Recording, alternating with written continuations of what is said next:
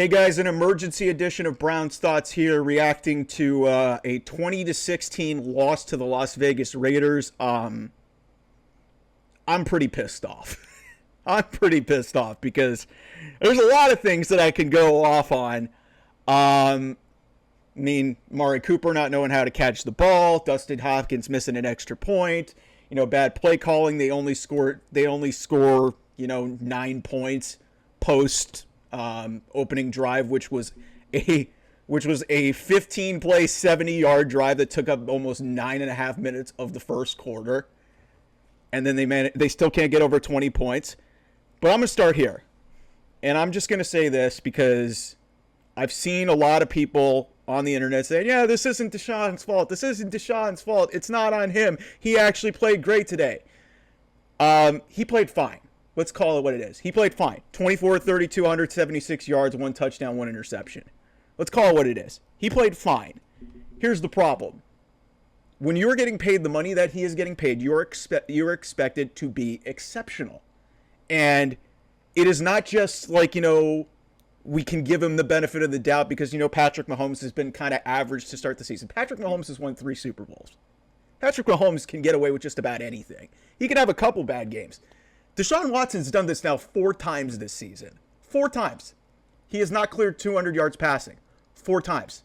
I don't care if he had 8 incompletions and had 24 completions, 5.5 yards of completion. I don't give a shit. And the biggest thing in my mind that will last in my brain for probably the rest of the season, because the season's over. Let's call it what it is. They're 1-3. Like 15% of teams that go 1-3 make the playoffs. The Browns aren't good enough. Their offensive line stinks. Their defense has kind of regressed, although it gave them opportunities to win this game, and I'll talk about that in a second. And Amari Cooper is just clearly not who he was. But the lasting image from this game that I'm going to have in my head is Deshaun Watson, 4th and 3. Much like the decision he made when Jordan Akins was a decoy. If you watch, and I'm going to have to see the film, but there was an opportunity to get rid of the ball. At least get rid of it. Maybe go for a pass interference. Don't take a sack. Don't take a sack on the last play of the game. Don't do that, man. Like, it's just, I don't care if they wiped a touchdown off the board if it was a holding penalty. That's not it. Great quarterbacks overcome these things and score more than 20 points in a game. The Browns have not done that once this season with this guy at quarterback. They were doing it on a regular basis with Joe Flacco.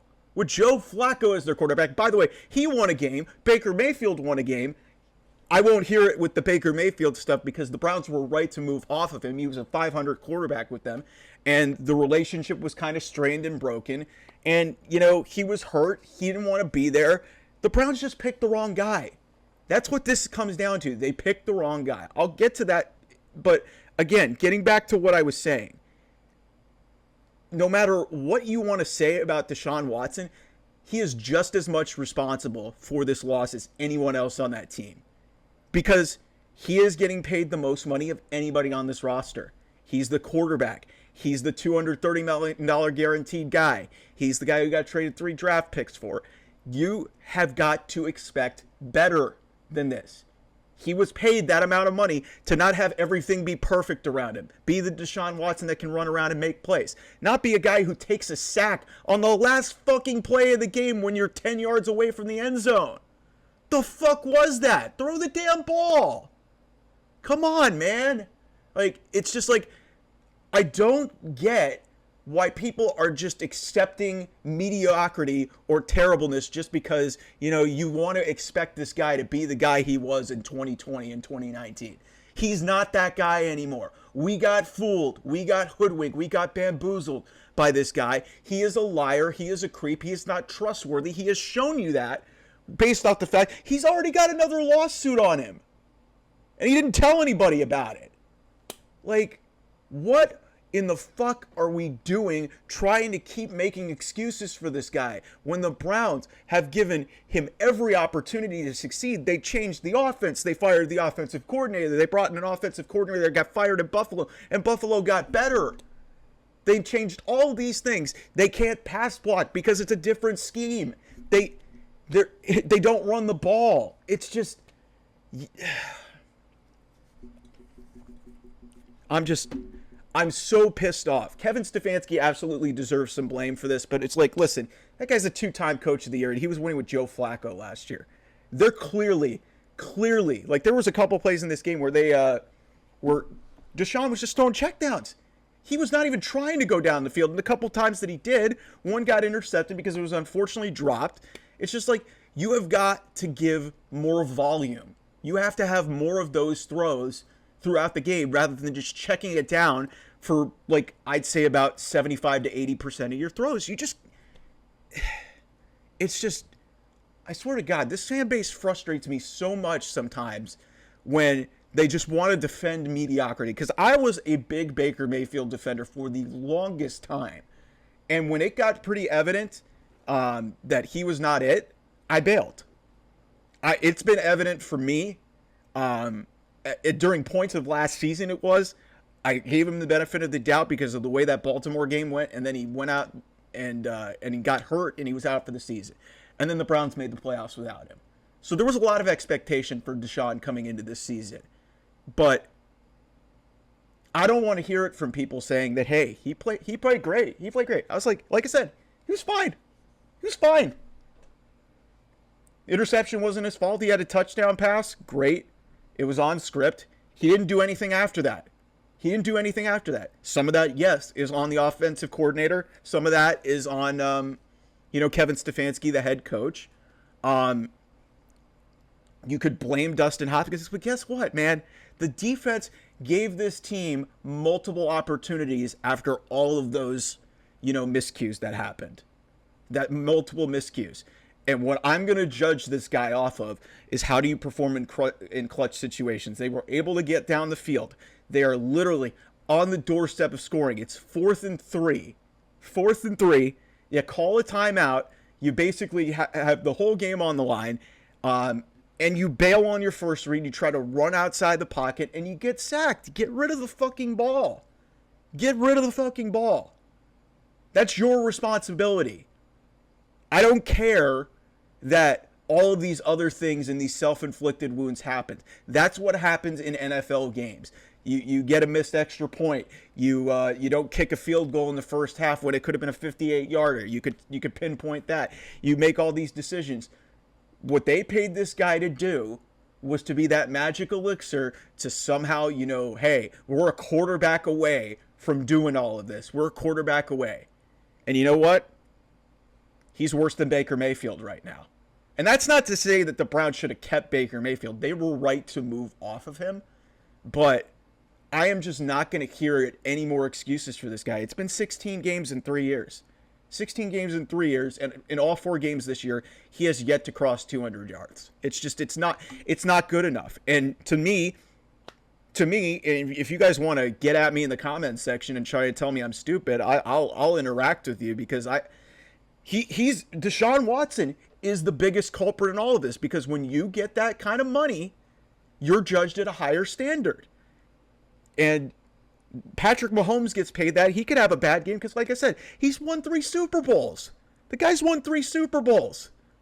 Josh Allen can have a game like that. You don't know why? Because Josh Allen's been doing this for the last couple of years, and he hasn't been consistently terrible.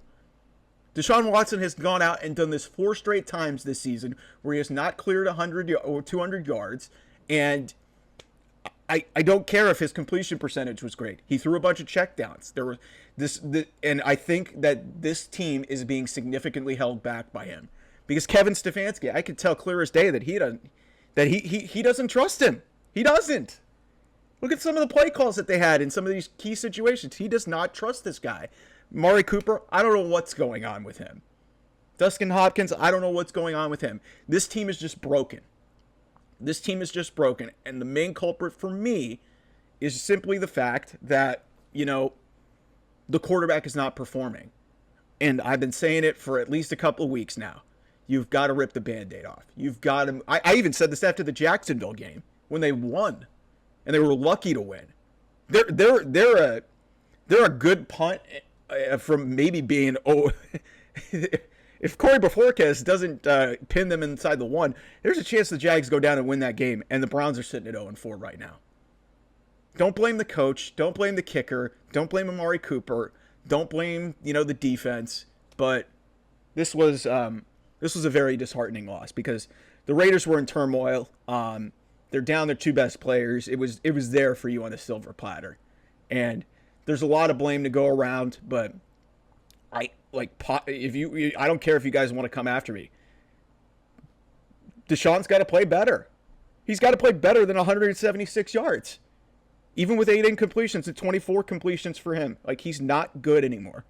It's clear as day. You can watch the film. He's literally throwing almost nothing beyond 20 yards beyond the line of scrimmage. And yes, that throw by Amari Cooper has got to be cut. Sometimes shit happens.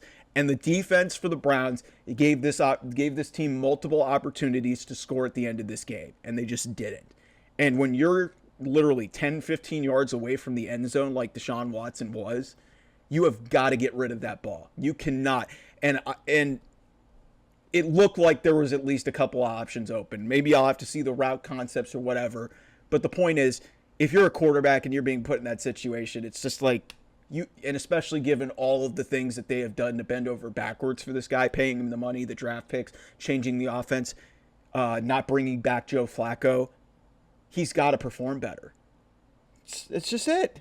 It's just it. The defense, I mean, they gave up 20 unanswered points. They kind of were on their heels there after the Amari Cooper fumbled. Not fumbled. It was like basically he dropped it and it turned into an interception. Amari Cooper, I have no idea what's going on. I would honestly, if I'm the Browns, I would consider, maybe try to move off of Amari Cooper at this point. Like I said, the season's over. Get some value for him. Like what's the point of it anymore? It's just like, yeah, David Njoku not being there, Nick Chubb will come back, but it's just like it all comes down to the quarterback was brought there to make plays, and he's not doing them for the money that he's being made. What I've seen in the first 4 weeks of this season are just not acceptable. And they're playing a Washington team next week. It's going to get worse. They get Washington, and then they get Philadelphia, both on the road. Philadelphia is going to be off a bye. They're going to be angry because they are going into a bye after they got smacked. And that's actually a really good segue. But the point is, before I segue into what I was going to talk about next in relation to this team, like I said, Browns defense, hey, they got shellacked a little bit. They got run over by a Raiders team that is not known as a very good running team, but the Raiders ran for 152 yards in this game. It's just like, it's really just totally inexcusable. It really is just an inexcusable loss. A lot of people to blame. Like I said, I blame Stefanski. He's the coach. He's the face of the whole thing, at least from a leadership perspective. But again, when he's the 2-time coach of the year, he gets the benefit of the doubt. Dustin Hopkins has been very good for a very long time. He bombed a 56-yarder earlier in this game. He missed an extra point. Okay, that happens. So Amari Cooper, I don't know what the hell's happening with him. That's a huge issue, and I think mentally he might be checked out from this whole quarterback situation, and also that he got traded to the 49ers. He was the subject of the Brandon Ayuk trade, and I think we're not talking about that enough. But it's just, don't make excuses for Deshaun Watson anymore. It's not gonna cut it anymore, because you can't pay a guy that amount of money and just say, well, if everything was perfect, we would have won. What are we talking about here? This guy was brought in under the impression that he was going to be the guy that was going to fix everything at the quarterback, and he was going to be the savior. He's not. It's clear as day. And of all those miscues that I saw in that game, the one that is going to stick the most in my head is Deshaun Watson, 4th and 3 with a chance to win the game, did not throw the ball. He took a sack. That's basic quarterbacking. You cannot be on the ground at the end of that game. If you have an opportunity to get rid of the ball, and he did, he was running.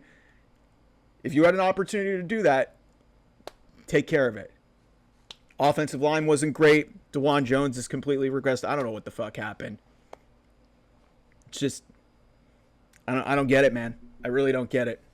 Okay, so extending this, why this is a very, irritating situation for me, personally, is because Joe Flacco, who the Browns could have kept because pretty little Deshaun Watson, the little bitch that he is. I'm just gonna call him that because, like I said, I'm sick and tired of defending this guy. Joe Flacco. Anthony Richardson gets hurt in the first quarter. Joe Flacco goes out and beats maybe one of the best defenses in the league, the Pittsburgh Steelers. 16 of 26, 168 yards, 2 touchdowns. 105 passer rating. Colts, a one-win team going into this game, have a better record than the Browns. They let Joe Flacco go because Deshaun Watson didn't want to deal with looking over his shoulder and having everybody clamor for Flacco. Joe Flacco wanted to come back to this team. He wanted to come back. And the Browns signed Jameis Winston. I don't know what Jameis Winston's doing at this point. At least Jameis Winston is going to try and throw that ball. Will it get intercepted? Yeah, maybe. I don't know. But at least he's going to try. And Deshaun Watson has not tried, really, for most of the season, because there's a couple of long throws that he's made, but a lot of the stuff that he did today was basic check down stuff. On the other side, the Steelers may have found their quarterback of the future in Justin Fields. He had 312 yards. He had almost 400 yards of total offense in this game. 367 by my math, with 3 total touchdowns. The Steelers are in a better spot quarterback-wise than the Browns are, and they're not paying that much money. Like, it's just a disaster. And I've maintained this consistently, that I'm not going to hear it from people in regards to Baker Mayfield not being in Cleveland anymore. He resurrected his career, and I'm fucking proud of that guy. I loved him. He won a playoff game for this team. Let's not act like... Let's not act, first of all, like he wasn't a good quarterback for this team, but also let's not act like it was going to work out long term. Because you guys remember where this was in 2021. I think he missed like his first 10 passes, or he completed like one of his first 10 passes in that Monday night game against the Steelers. I understand that he was hurt and he was playing hurt. But then he gets sent out and shipped out to Carolina, and he doesn't go there. Some of this is an organizational thing, and it just didn't work. But a lot of it's just like the Browns were justified to move off of Baker Mayfield, who goes for 347 yards, 2 touchdowns throwing, and then he has another touchdown rushing. He was fucking awesome in this game against the Philadelphia Eagles, and the Bucs are 3-1. They got their franchise quarterback. Good for them. But this is not a Baker Mayfield issue with the Browns. It is the Browns were right to move off of Baker Mayfield, and they just picked the wrong guy. They got desperate. They got told they were not going to be in that Deshaun Watson sweepstakes. He was going to probably go to Atlanta or New Orleans, I think it looked like. And in the 11th hour, Jimmy Haslam came out with an absurd offer, $230 million guaranteed for a guy who hadn't played in a year and was going to get suspended. And the Browns were lied to that there was not going to be more stuff coming down the pipe because clearly they were expecting, not that long of a suspension. It's been a complete and utter disaster. I would take Jacoby Brissett at this point over this crap. I know he's starting for the Patriots, and the Patriots aren't winning a lot of games, but I would take Jacoby Brissett over this crap. Like, it's just Joe Flacco. Like, they could have kept him. At least with Baker Mayfield, they were justified because, like, they didn't want to pay him $30-40 million to be, like, a franchise quarterback. They were justified in doing that. He was pretty inconsistent during his time. He was a .500 quarterback. But this is the whole problem with this Browns organization right now is they haven't been able to figure out the quarterback. They're still not going to be able to figure out the quarterback. And at this point in the season, with a talented roster, you're going to get Nick Chubb back. I just don't know where this season goes at this point because now you have a draft pick. You're going to have to figure out a way to, manufacture stuff with this roster. And if Deshaun Watson isn't suspended, I just don't know how you can justify rolling him out there continuously if this is what you're going to get. And if you're looking at like a $100 million cap hit, it would set a record for it might even be more than that, but because they deferred a bunch of money. But they're going to have to figure out a way to make this work in terms of, like, parting ways, because this just cannot continue. It cannot continue. I'm just done with this. I've been done with this since the Giants game. That was an inexcusable loss. This is equally as inexcusable, maybe even more inexcusable. Granted, it was on the road. The Giants game was at home, but Devontae Adams didn't play. Max Crosby didn't play. There's no reason why you lose this game to Gardner Minshew. No reason whatsoever. They kicked themselves in the nuts a bunch of times. They stubbed their toe. Like, they made some mistakes, but again, the magic elixir, you can't have everything perfect around you in the NFL. And when called upon near the end of that game, Deshaun Watson came up short again. So that's Brown's thoughts here. I had to get a lot off my chest there. I'm really pissed off. I'll hopefully be able to recalibrate here, have a NFL recap for you guys here in week number 4. Yeah, just a lot on my mind.